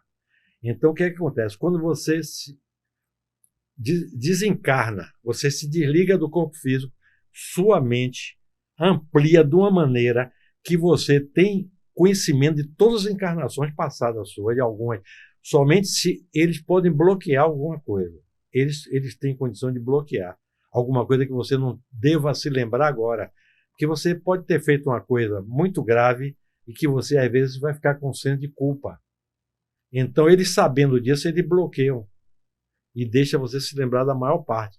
Então, você aí se compromete a reencarnar e pede como missão, por mais incrível que pareça, tem gente que pede para nascer aleijado, para nascer cego, tem outros que pedem para nascer com muito dinheiro, outros pedem para nascer na pobreza. Mas partindo do princípio da nossa vida presente, como ela se dá, como ela se desenvolve, como eu entendo tudo na minha perspectiva, como é que eu vou me lembrar de uma vida, entendeu? passada, se hoje que eu estou vivo, eu não lembro de nada. É porque o cérebro limbota e é proposital. É proposital. Olha, eu tenho algumas coisas que eu fiz na minha infância, na minha adolescência, que se eu voltasse hoje, eu não faria. Eu também. Não foram coisas graves, né? mas eu poderia ter feito uma coisa grave que eu ia ter que ir para a mesa de um psiquiatra, de um psicólogo, não é isso? Então, a justiça divina, quando sabe disso, ela cobra para você em prestações. Mas cabe você. Você entendeu Deixa a eu lógica? falar. Ela cobra em prestações. Deixa eu falar uma coisa para você. Eu até escrevi um texto, está no meu blog, chama Expiação de Pecados. Tudo de errado que eu fiz na minha vida, eu reconheço hoje. E peço perdão espiritualmente para todo mundo. Porque é assim que tem que ser. Tem gente que passa a vida inteira fazendo mal para os outros e não se arrepende em momento algum. Eu me arrependo, eu tenho que fazer a minha contrição, certo? E tenho que verbalizar isso. Isso não é uma forma de depuração espiritual? Eu creio que sim, entendeu? O que não me faz melhor do que ninguém, mas também não me faz pior. Eu apenas estou fazendo uma coisa que eu acho que eu tenho que fazer, tenho obrigação de fazer, porque eu sou uma pessoa consciente. Eu sei. Eu tenho razão, eu sou uma pessoa que a minha razão, do ponto de vista mais amplo possível, ela ganhou força, e eu acho que a vida da gente nós temos que fazer isso também, tá? Porque a gente passa várias fases da nossa vida que a gente faz muita besteira, muita coisa errada, né? Por ignorância. Por ignorância. Não só por ignorância, eu acrescento também, Ari, sabe o quê? Um pouco de maldade nisso. Porque o ser humano... a maldade é mal pela ignorância. A mãe de todos os males é a ignorância. Me diziam quando eu era menino e hoje eu sei que é mesmo. Mas tem pessoas que não são ignorantes e sentem um certo prazer de fazer o mal. Não, mas o ignorante entende? No sentido de ignorar. Não é o cara letrado que você diz que ele não é ignorante. Eu sei que ignorante é que ignora. Mas tem gente que não é ignorante, que tem conhecimento das coisas. E tem certas práticas que eu conheço um monte, são nocivas, entendeu? Porque o ser humano... Você fala de não ser ignorante porque ele tem um curso de medicina, por exemplo. Não é isso não. É porque a pessoa tem uma coisa muito pior do que isso. Que o ser humano tem uma tendência extremamente individualista que lhe tolhe, inclusive a razão, tá? Mas o cara, quando ele é sabedor que aquilo não está correto, entendeu? E... o que ele faz? Por exemplo, vou dar um exemplo banal. O sujeito acha uma carteira, tá, com certa quantia em dinheiro. É um sujeito muito correto, muito honesto e tal. Muita gente o que faz? Devolve a carteira sem o dinheiro. Eu achei na rua e tal, e procura lá o proprietário com o documento, entrega lá e tal, e ficou com o dinheiro. Mas eu já achei assim, jogado na rua e tal. Ele pegou o dinheiro. E não é pessoa ignorante, é uma pessoa letrada, é uma pessoa que sabe o que é certo, o que é errado, entendeu? Então, eu acho que tem esse componente da eu tenho um filme. A ignorância com o cara ser letrado e não letrado. Você tem letrado e ignorante. Veja bem, o que eu não quero. Sei se você tá o que eu quero te falar, tem um filme até chamado A Marca da Maldade. É com aquele cara, diretor, que fez Cidadão Kane. Ele já é falecido, americano e tal. Então, era um cara muito correto, muito justo, mas ele sempre tinha uma marca assim, uma coisa assim que maculava, digamos, a pessoa, entendeu? Porque você tem que entender o seguinte, que nem tudo se explica na vida da gente. Comportamentos humanos, atitudes, pensamentos, nem tudo se explica. Eu sei que muita gente procura um psiquiatra, um psicanalista, tal, para atenuar suas mazelas, suas atitudes incorretas e, enfim, procura, quer entender, quer melhorar, tal, mas sempre tem uma coisa ou outra. Então, voltando ao que eu estava dizendo. Então, eu acho que na vida da gente, a gente precisa fazer, antes de procurar um psicólogo, você tem que se auto-penitenciar. É isso que eu chamo de expiação de pecado. É você ter a exata noção de todas as coisas erradas que você fez na sua vida. Que você se recorda, evidentemente, né? Aquilo que você não se lembra, não pode. Entende? Então, isso aí não sei, eu acho que todo mundo deve fazer, pelo menos para suavizar um pouco a sua barra, falando assim num tom meio pitoresco, entendeu? Então, agora, voltando ao que eu estava falando para você, Quando eu desencargo do meu corpo biológico, tá? Eu deixo de ser matéria para ser espírito, eu tenho consciência de em que plano eu estou agora, o que eu estou passando, eu posso ter uma perspectiva de pensamento, porque é uma pergunta muito que me aflige muito. O que é que se passa nesse momento aí? Sua clareza, quando você desencarna, aumenta muito mais do que essa que você está tendo aí. É como se ela se expandisse. Não é que ela se expande, ela volta para o seu normal, porque você é espírito. Tem gente que diz assim, quando eu morrer, meu corpo vai para o cemitério, né? E meu espírito vai para lá. E pergunta, e você é o quê? Quer dizer, o camarada não sabe o que está falando. Nós somos espíritos que estamos temporariamente passando essa experiência na carne, para um aprendizado. Tá. Entendeu? E se eu fizer tudo errado de novo? Você falou que aclara a pessoa. Pronto, Bom, eu estou agora. Deixa eu dizer. Eu estou consciente. Aí eu recebo uma outra oportunidade e faço tudo de novo. Você veio para cá e fez tudo errado de novo. Espera aí, rapaz, vocês estão lendo demais. Olha o que está acontecendo. A justiça do homem, ela é punitiva. A justiça divina é educativa. Entendeu como é? Quando eu rezo, eu peço, não pelo meu mérito, que eu não tenho nenhum, mas pela tua misericórdia, que aconteça isso comigo, que Hélio fique bom da doença, que minha filha se forme, que não é pelo meu mérito, mas pela tua misericórdia. Aí você diz, o que é misericórdia? A justiça divina, ela é misericordiosa. Córdia é cardíaco, coração, para simplificar a alma. Miséria da alma. Você entendeu a miséria da alma dele. Por isso que você perdoa. Ele matou meu filho. Eu perdoo ele porque ele não sabe o que é que está fazendo. Você lembra de Jesus? Sim. Senhor, perdoa ele porque não sabe o que faz. E não sabem. É essa ignorância que eu estou falando para você. Se o camarada souber, ele não faz. A gente erra porque a gente é ignorante. E a misericórdia divina dá essa colher de chá. Deu a Moisés, joga teu cadeado.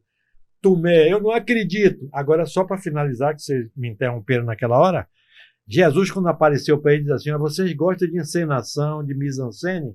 Então vamos. Olha, 7 semanas depois da Páscoa, 7 vezes 7, 49. O próximo dia qual é? O 50, né? Pentecoste.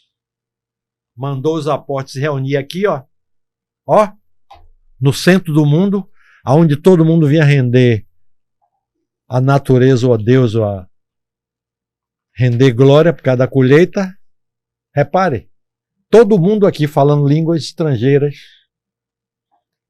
O narrador apostolar, o apóstolo, pelo conhecimento que ele tinha, narrou da seguinte maneira, olha, trovoada, escuridão, parecendo que o mundo ia se acabar, como o pessoal fala, que o mundo não vai se acabar mesmo. E viram os apóstolos com língua de fogo na cabeça. Não era língua e não era fogo.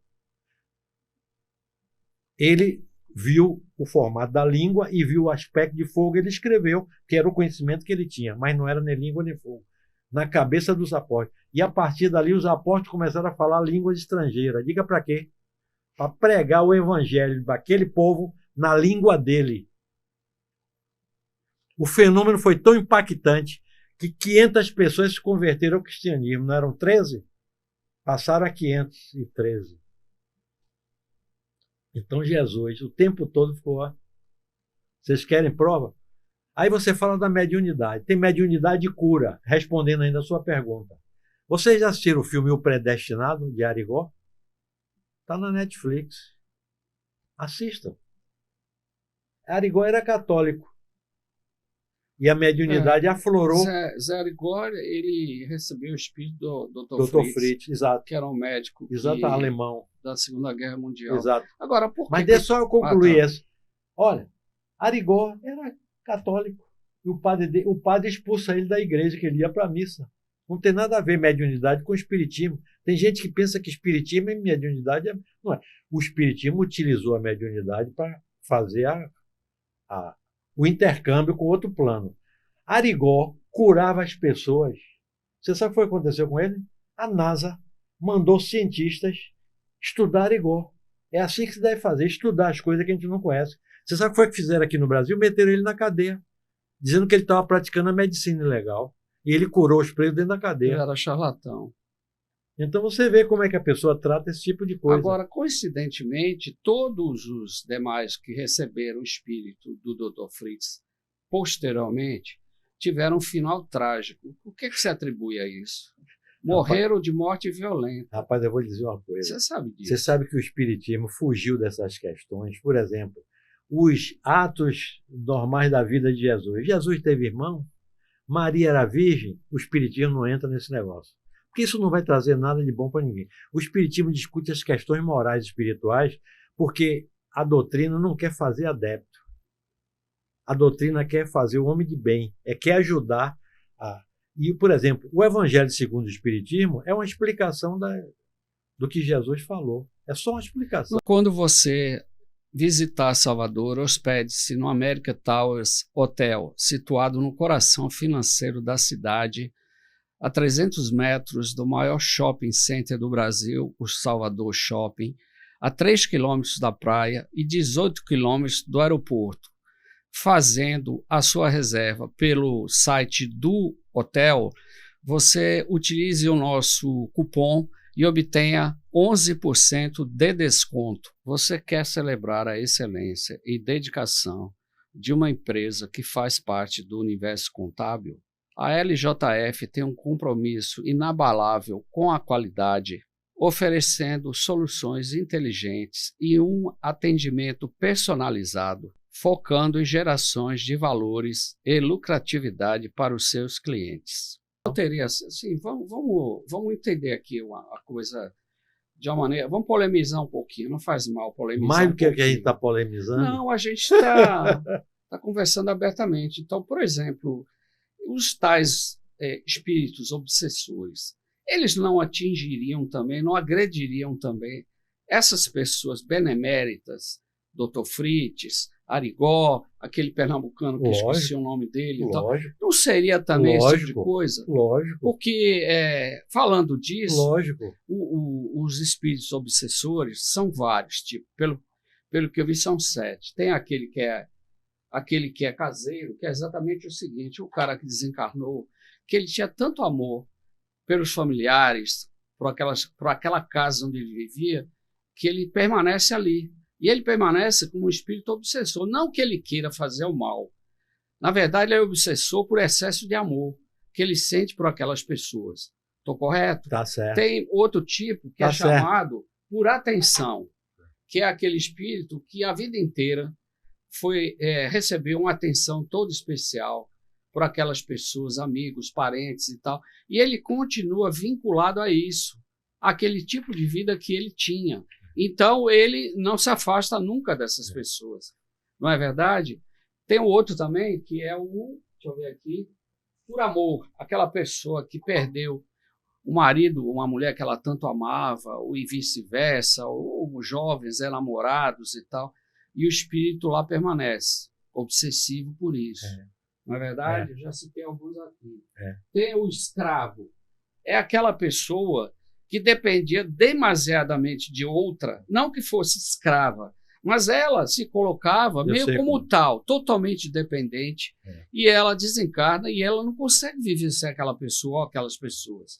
Tal a relação de dependência que ela tinha com esses entes aí, ou parentes ou amigos. Tem o autônomo, que esse aí eu não me lembro muito não.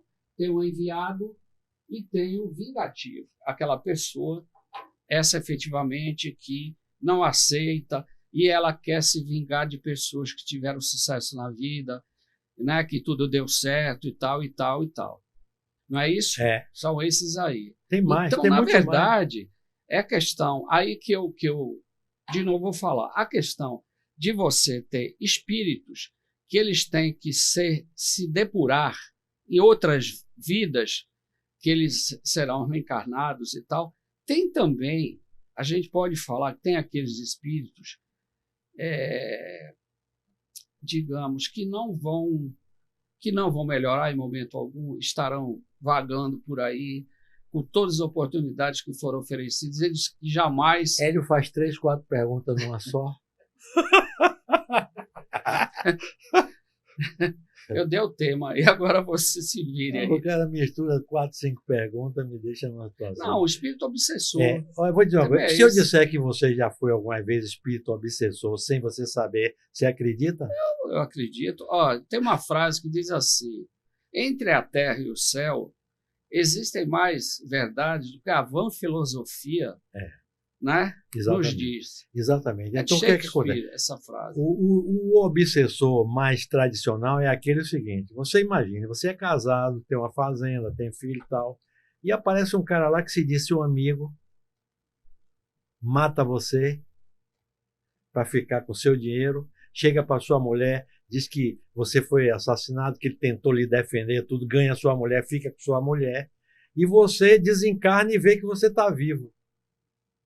E continua presenciando tudo isso. O que é que você vai fazer? Obsessor. Claro.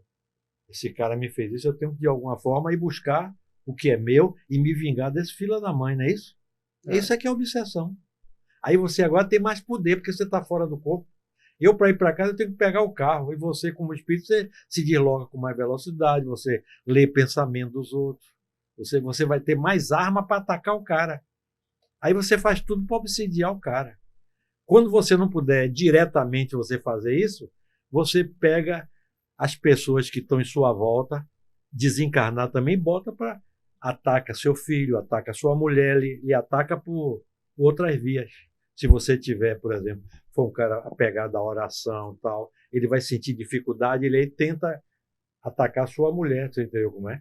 Agora, repara uma coisa, tem mulher que o filho desencarna, tá lá, e ela fica aqui, que não dorme, não come, quer suicidar, ela está obsidiando o menino lá. A coisa de lá para cá e daqui para lá, entendeu como é? É só... Agora, Jesus diz o quê? O teu tesouro está no seu coração. Tem pessoas que são ignorantes. Então a pessoa acha que só existe isso aqui.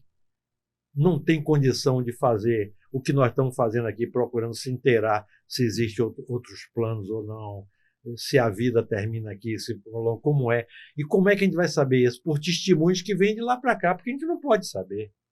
São testemunhos. A gente tem a maneira de aprender com a filosofia, a ciência e a religião, nesse sentido da religião espiritualista, que usa a ciência para fazer. Não é aquela dogmática, aquela que todo mundo combate. Porque Sai Baba dizia assim: eu fico alegre se você nascer numa religião, mas vou morrer triste, vou ficar triste se você morrer nela. Que você tem que mudar esse conceito seu de religião para uma coisa maior do que isso. Porque Jesus não mandou ninguém fazer. Religião é coisa do homem, é de Bavi. Quer dizer, o protestante matar o católico matar o protestante, isso é maluquice. O judeu matar muçulmano. Exatamente. Isso é maluquice. É Bavi fundamentalista. Isso é maluquice. Agora você repara uma coisa. Nós somos tão assim, que tem 3.000 anos que Moisés pediu para não matar, não roubar, e a gente continua fazendo a mesma coisa. Os judeus, eles não aceitaram Jesus, se equivocaram. Eles acharam que Moisés era maior do que Jesus. Então, qual é a Bíblia do judeu? É o Velho Testamento. Ele não tem um Novo Testamento. Ele não tem a bem-aventurança, não tem nada. Espiritismo nem se fala. Mas os judeus são melhores do que a gente, porque eles entendem o Velho Testamento e a gente não entende. E a gente já tem uma ferramenta mais perfeita, que a gente ainda não foi, e temos agora a codificação, que é o Espiritismo. E os judeus aqui são melhores do que a gente. O judeu tem 130 prêmios Nobel, a gente não tem um. Judeu não é analfabeto. O judeu não empresta dinheiro a juro ao irmão. Eu cheguei em Miami, o cara chegou lá num quarteirão, rapaz, que coisa belíssima, cara, tudo de judeu. Eu digo, rapaz, como é que um povo desse, que nego expulsa da terra dele, ele vem ser rico? Rapaz, eu tenho que tirar meu chapéu para esse povo. Agora os caras estão exportando, independente de outras discussões. fruta no No deserto. deserto e água. Que Então, eles rapaz, tiram água do deserto. eles têm boa relação com o dinheiro. E aqui não. Aqui pregam que o dinheiro é coisa do diabo, pelo amor de Deus. Se foi Deus que criou o diamante, o ouro, o dinheiro, bicho. Ah, meu pastor, nada me falta. O Senhor é meu pastor e nada me faltará. O cara pobre, nego dizia assim, Deus não está com ele não, porque está faltando. Porque se Deus é meu pastor e nada me falta e está faltando naquele... Olha as interpretações que o cara faz, até com a reza. Pelo amor de Deus. Outro dia um judeu chegou em Santa Catarina, aí viu lá escrito Centro Espírita. Aí ele passou curioso e disse, o que é isso? O que é isso? Entrou. Aí nada é por acaso. Ele já estava querendo, né, bater e abrir-se-vos-á. Pedi e obtereis. Ele entrou no Centro Espírita, era o presidente da Federação Espírita de Santa Catarina que estava fazendo a palestra. Rapaz, quando o cara saiu de lá, ele diz assim, encontrei a pedra que faltava no meu quebra-cabeça. Chama-se Jesus. Um judeu. Eu acho bacana isso. O cara se abrir e ouvir. Agora o cara fica carregado. Eu não quero saber disso, não. Eu já tenho isso aqui. Meu irmão, que era protestante, tem 2 carnavais que ele faleceu, e ele, nos últimos anos dele, uns 3 anos, ele ia almoçar comigo, e ele me provocava. Aí eu descobri para quê? Porque ele estava interessado em aprender. Nada que ferisse a lógica dele, ele aceitava. Ele dizia que Jesus ia voltar a segunda vinda de Jesus. Ele disse, Agnaldo, você não me venha com essa conversa, se você me disser que Jesus vai voltar, eu não quero saber dele, porque ele já abandonou a gente. Se vai voltar, a gente está aqui abandonado, cadê Jesus? Isso não entra em minha cabeça. Jesus está aqui com a gente. E segundo é o seguinte, o pessoal que morreu vai sair do cemitério, é igual aquele filme de Michael Jackson, Thriller, que os caras saem com aquela roupa, vai sair assim? Agora eu lhe pergunto, o que o leão comeu, o que morreu dentro do incêndio, vai voltar como? Me explique isso. Aí quando ele via que não tinha lógica, eu digo, agora eu estou lhe mostrando uma criança que está aí com 3 anos, pintando quadro, que estão vendendo por $100 mil nos Estados Unidos. Qual foi a escola de Bela Arte que essa menina foi? Não, teve a história da banana. Exatamente. Por 100 milhões. Tem um menino ali pintando quadro, rapaz. Agora você acha. Falando inglês, sem aprender. Jesus disse a cada um segundo suas obras. Então, se esse menino nasceu falando inglês e eu não falo nem português direito, que é isso? Que Jesus é esse? Você está entendendo onde vem a justiça divina? Agora, você acha que se Jesus voltasse, ele seria bem recebido? Rapaz, Agora? Jesus está aqui, rapaz. Não, eu sei, eu entendi. Estou falando do ponto de vista do plano físico. Se tivesse uma necessidade dele voltar... Com esse mundo conturbado que a gente tem. Rapaz, ele está mandando espírito aqui, agora. Desde, já tem, acho que 10, 15 anos, não sei a idade exata não, viu? Mas já tem uns que já estão com 13 anos aqui, 14, que vão dar uma viravolta nisso. Você colocou aqui no contexto social algumas coisas aqui. Antes eu queria falar aqui só uma coisa, Ari, me deu um. Rapaz, eu não sei quanto tempo nós temos aqui. 1h30. Você está querendo ir embora para comprar o pão do café da noite. Rapaz, vou dizer uma coisa. Hoje é meu aniversário. Seu aniversário? É.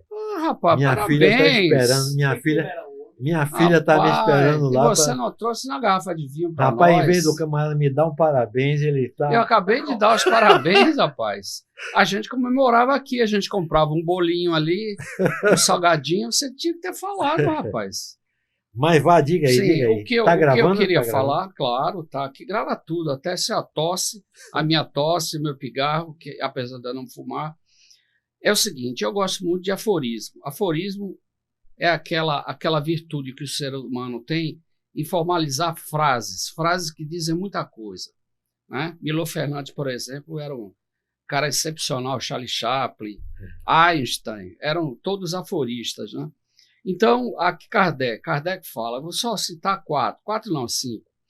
O egoísmo é a fonte de todos os vícios, ok? A caridade de todas as virtudes.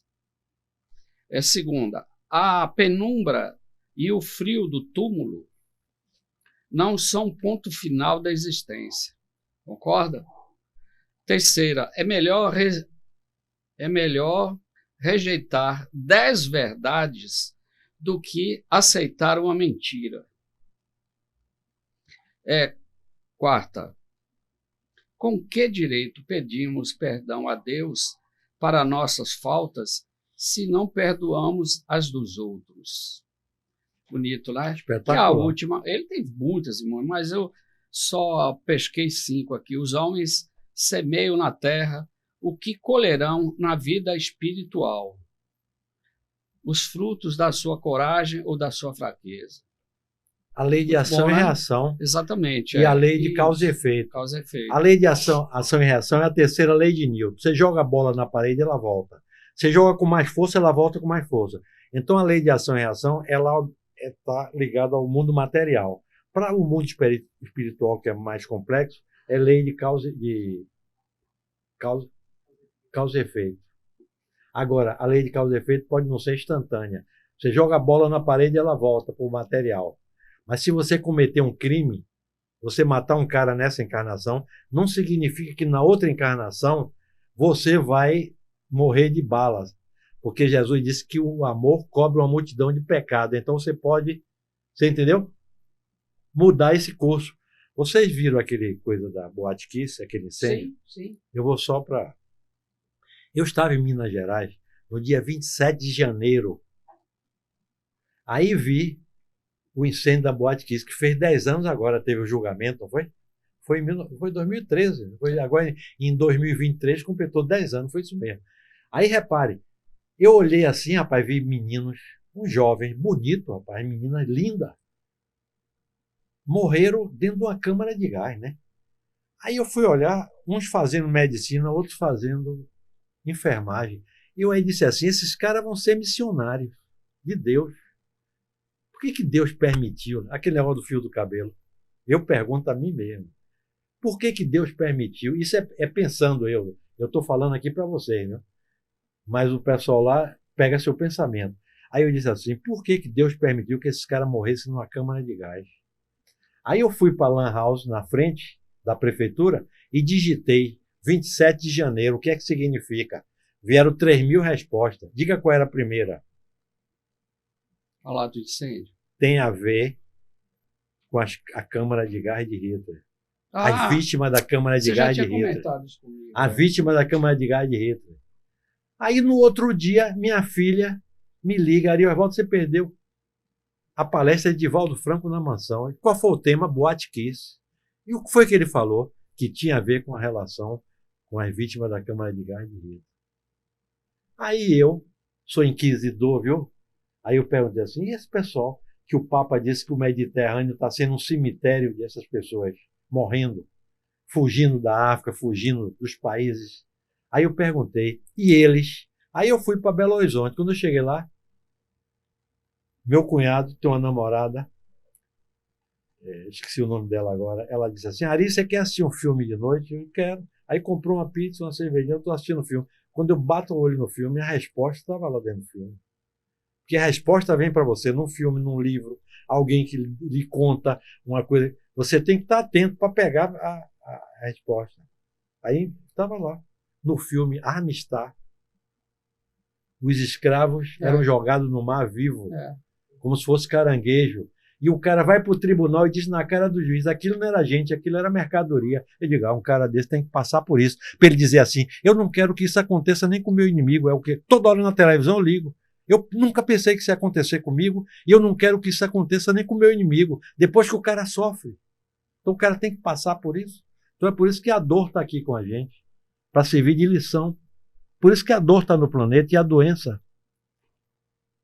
Ari, vamos falar agora do item 5 aqui, ações sociais, espiritismo e solidariedade, que inclui também aí caridade, fraternidade, esses termos, né, assim, grandiosos, né? Como é que você vê isso? Eu tinha dificuldade de entender o seguinte, porque Jesus disse que a maior lei é a lei do amor. Ele disse, na lei do amor está contida todas as leis dos profetas. Tudo que os profetas falaram, você sintetiza na lei do amor. É difícil você entender a lei do amor. Hoje o camarada, quando você fala amor, ele diz, eu fiz amor com Maria ontem. Não, você não fez amor com Maria, você fez sexo. Amor é outra coisa. Por isso que os gregos tinham amor filial, amor sexo, amor divino, porque a palavra só não diz o que é, né? Não traduz o que é as coisas. Então você... Falei da caridade. Da caridade. Eu tinha E dificuldade de entender a caridade, A porque caridade é você. Kardec disse que fora da caridade não há salvação. Porque o Exatamente, pessoal falava de fora da igreja não há salvação. A caridade é você dar o alimento para quem precisa, agasalhar quem tem frio, não é verdade? Repare, Por aí vai. repare. Isso é caridade. Quando efetiva. Kardec falou isso, que a igreja dizia que fora da igreja não há salvação, Kardec não, é fora da caridade que não há salvação. Exatamente. E eu digo, por que Kardec disse que fora da caridade não há salvação? E Jesus fora do amor. Qual é a diferença entre amor e caridade? Você sabe qual é a diferença? Não tem diferença.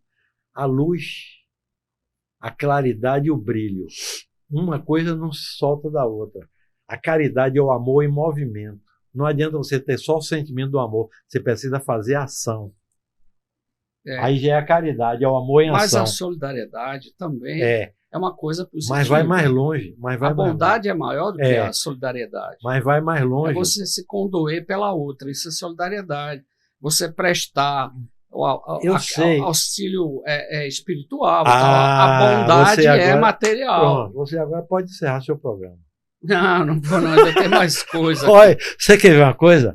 Porque tem gente que pensa que caridade é só material, né? Da cesta, da roupa, não ensinar a pescar. Você orar pela só pessoa é uma caridade estúpida. Você orar. Exatamente. Estupenda. Eu já passei por isso. Exatamente. Se você fizer uma oração, já é uma caridade. Não é só o material, entendeu? Isso é espetacular. Tá, e o que o Espiritismo desenvolve em termos de ações sociais, em comunidades? Você tem conhecimento existe. Eu vou lhe explicar uma coisa. Porque a gente vê a Igreja Católica, evangélica, e o Espiritismo faz alguma ação social aqui na nossa cidade, por exemplo? Eu sei, repara. Você vê essas ações tipo Divaldo, tipo Chico fazia lá, tipo aquele palestrante do Rio de Janeiro, o Escuro, que eu esqueço sempre o nome dele, que teve um problema no dia. Eles têm centro onde, por exemplo, no caso de Divaldo, você tem maternidade, tem escola, dá alimento, dá cesta básica. O Marcel Mariani, que é advogado, dá plantão lá de graça para fazer casamento, certidão de nascimento. Então, isso existe. Mas você sabe que o objetivo, o princípio do Espiritismo não é esse?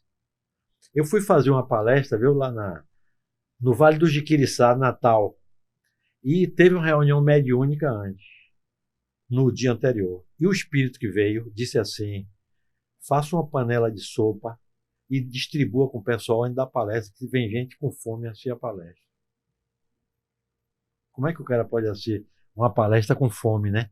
Então você faz por causa disso, mas o objetivo, o princípio do Espiritismo é a alma. Porque, repare, se sua alma estiver bem, o corpo tudo bem.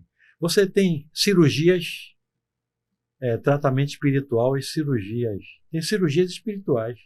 Mas o objetivo do centro não é fazer cirurgia mas espiritual. O problema é o seguinte: a gente vive num país pobre. Exatamente. Então aí você tem que ter uma perspectiva diferenciada.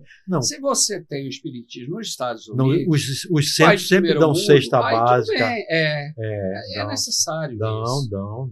Entende? Aí que entra a questão da caridade, tá? E não confundir isso com assistencialismo. Não é isso. Com certeza. Que muito político adora fazer, cesta básica, principalmente na época de eleição. Né? Mas eu acho que é importante também. Até para uma coisa que eu acho que você pode chamar de congregação. Congregar as pessoas. Fazer com que elas convirjam, tá? Para como eu não sei como é que você chama, um centro espírita, uma casa que desenvolve trabalhos assim, entendeu? Eu acho que é um reconhecimento, uma pequena consciência e tal, tudo faz parte, né? Agora, você ir para o centro espírita cuidar do corpo, não vá cuidar do corpo. Porque você já tem hospitais, você tem pronto-socorro, você tem médico, enfermeiro. O lugar do centro espírita não é você ir para lá fazer cirurgias do corpo físico, você está entendendo? O problema lá se você cuidar do perispírito e da alma, seu corpo vai passar. Mas aí é o preço que se paga, né? Tem outras aí que fazem o oposto. e que atrai muito mais, porque tem muita gente que vai por necessidade mesmo. Mas aí a porta Física. larga. Mas aí a porta larga. Jesus falou que a porta é estreita. Trabalho, conhecimento, estudo. Aí eu já acho que é um processo um pouco mais de doutrinação. Mas os centros espíritas fazem isso. Fazem isso. Eu sei que faz. Cesta básica, entendeu? Assistência na parte social, E do né? ponto de vista, vamos falar do nosso mundo presente agora, século XXI, terceiro milênio. O que temos em perspectiva aí, contexto atual? Como é que você se situa aí? O espiritismo em relação ao mundo atual aí? Olha, eu vou lhe contar uma coisa. O que o espiritismo espera aí? Você já viu essas notícias que saem que o mundo vai se acabar, que o pessoal suicida, que vem de casa? Isso tudo é uma tremenda bobagem, né? O próprio palavra apocalipse, nego diz que é destruição, não tem nada disso. Apocalipse significa revelação. João escreveu Apocalipse recebendo informação toda à base de sonho. Ele sonhava e escrevia. É uma maneira de você se comunicar, de mediunidade através do sonho. Entendeu? Então o pessoal disse que vai acabar. Olha, o mundo não vai acabar, porque Jesus, o mundo físico não vai acabar. Não vai haver enchentes, queimadas. Você sabe quando é que vai chegar o final dos tempos? É quando o evangelho de Jesus estiver implementado na Terra. Aí é o final dos tempos. É mais ligado à moralidade e ao espírito, e não à parte física. As pessoas se equivocam com isso. E outra coisa, eu tenho dificuldade, porque eu sei porque que os espíritos têm dificuldade também, de cronometrar isso, porque isso aqui é ilusão. Isso aqui é ilusão. O tempo? Eu estou completando 80 anos hoje, no calendário hoje, da Terra. No calendário da Terra. Eu tenho que dizer que é no calendário da Terra. Calendário gregoriano. Porque tudo você tem que medir, pesar, sentir, cheirar, porque senão não existe. Então, a medida do metro para medir, né? Área, volume, etc. E para medir o tempo. Você inventou um tempo para medir o deslocamento da matéria no espaço. Espaço, velocidade e tempo. Eu vou daqui para a Feira de Santana a 100 km por hora, eu levei 2 horas. Então, daqui para lá tem 200 km. Espaço, velocidade e tempo. E a medida é isso aqui. Depois que eu descobri que a Terra era redonda, que ela fazia esse giro, eu amarrei aqui a 24 horas uma rotação da Terra. E a gente se baseia nisso aqui. Mas existem bilhões de planetas. Vamos supor que você mora em outro planeta e você tem a mesma ideia. Seu dia é diferente do meu. Então, quando eu digo que você tem 80 anos e ele tem 40, aí vai dizer baseado aonde? No tempo da Terra, no tempo de Júpiter, de Saturno ou de Urano? Você vê que maluquice é essa? Como é que o espírito vai raciocinar? É por isso que o nego lê a obra Espírito e não entende. Outro dia um cara suicidou-se. Eu vou contar isso porque está embutido em todos os temas que nós falamos aqui. E ele lá no plano espiritual, ele queria ver a família de qualquer jeito. Eu tenho que visitar minha família, porque os espíritos visitam quando tem liberdade e tem consciência para fazer isso. Porque senão vai ser pior para eles. Aí ele que brigou, ele exportava vinho lá em Portugal e queria ver a família. Aí o pessoal, e tinha alguns espíritos também que estavam com essa ideia. Aí a espiritualidade disse, faz o seguinte, vamos descer e fazer eles aprenderem a lição. Vamos com ele. Ele desceu para Lisboa. Quando ele desceu na casa dele, que olhou, achou a casa diferente. Aí ele entrou, tinha pessoas diferentes dentro da casa. Ele olhou para a folhinha e disse, pelo amor de Deus, tem 13 anos que eu desencarnei. Porque ele não tinha mais o relógio para medir. Então, qual é a base que você tem? 1 minuto pode ser uma eternidade lá, porque você não tem isso. Aí, ele queria falar com as pessoas não ouviam, porque ele desencarnado e a pessoa encarnada, a pessoa só falaria com ele se tivesse mediunidade, ou se tivesse um médium ali. Aí apareceu um espírito, algum obsessor, algum cara que disse, depois que você suicidou, sua família entrou em decadência, seu filho está preso, sua filha está fazendo vida. Aí ele foi visitar o menino na penitenciária. Quando ele chegou perto do menino, o menino sentiu a energia. Aí ficou olhando, se meu pai tivesse vivo, talvez eu não estivesse aqui, não sei o quê. E ele de junto sofrendo do lado do menino. Então a experiência dele foi funesta por causa disso, entendeu? Porque ele, se você viu aquele filme de André Luiz, O Primeiro Nosso Lar, você assistiu? Ele visita a família dele. Mas quando ele visita, que ele vê a mulher com outro cara, o teor de vibração dele muda. Ele aí se recompõe. E tem uma empregada que vê ele. E diz, doutor André Luiz, Vá com Deus. Fala para ele na hora que ele passa. E o cachorro também vê, você viu? Eles fizeram um filme tão perfeito que o cachorro segue ele desencarnado, porque os cachorros vêm. Os cachorros, eles têm uma percepção para o ruído e para coisa que nós não temos. Os animais de um modo geral, né? Viu? E a questão aí, você falou disso, me remeteu para tristeza Você quer que eu diga e alegria. Diga aqui para não interferir? Tristeza e alegria. Tristeza? Como é que se situam aí? A tristeza e a alegria para a gente? Eu vou No dizer espiritismo. eu vou dizer uma coisa, Hélio. Tem pessoas que moram em palacetes aí, são infelizes. Sim. E tem gente que mora em Chupana, Então, o que é tristeza? Você entendeu como é? A tristeza é o seguinte, é você estar bem ou mal com si mesmo. Você está bem ou mal consigo mesmo. Repare, Jesus disse que o céu está dentro de cada um. O reino de Deus está dentro de cada um. Tem um discurso dele com o Hanan, depois eu pedi a vocês para pesquisarem isso. Antes de ele formar a equipe dele, ele vai para Jerusalém e tem um sacerdote chamado Hanan que fica impressionado com a figura de Jesus e vai lá: Galileu, que fazes tu aqui na cidade? E aí eles travam um diálogo. Você vê que diálogo fantástico, é muito longo o diálogo, entendeu? Ele diz assim, ele fala do reino de Deus dentro da criatura. Eu vim aqui, a obra dele precípua foi implementar o reino de Deus dentro das criaturas. As criaturas têm